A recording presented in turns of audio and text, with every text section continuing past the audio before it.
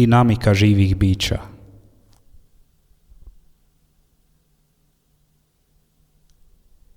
U prirodi proljeća unutarnja je priča. U prirodi teče dinamika živih bića.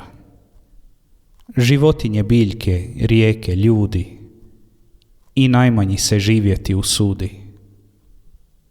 Maleni glodavci, spori medvjedi, okretne vjeverice ili strašljivi gmizavci, svi se negdje na svoj put žure, svi negdje u svojoj dinamici jure. Osim drva ono stoji i dane pod suncem u godovima broji. Drvo je drugačije od svih živih bića. U njemu je otajstvena životna priča. Nijednog koraka, nijednog glasa neće napraviti zbog ikakvog spasa. Ono nema noge da se pokrene, već statično stoji, čeka zemlju da krene. Nema uši da me čuje, nema usta da svijet pljuje, a ipak mir u njemu diše, u njemu rađa plod od drugih više.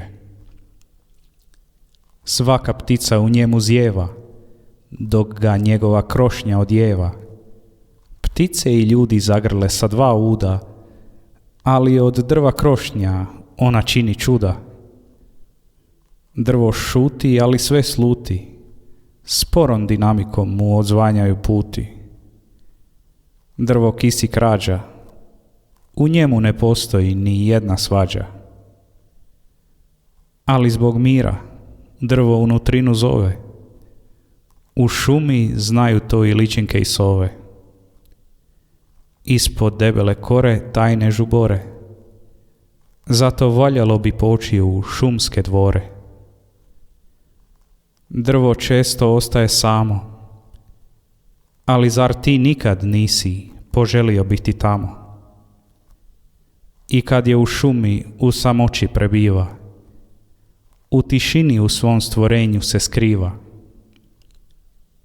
Nema nos da pomiriši, ali samo ono zna što osjeti list na kiši. Iako nutrina od crva ju dira, šuma pušta da svatko svoj put bira. Dok strašljivi su šumski korovi, u njima pjevaju svih ptica zborovi.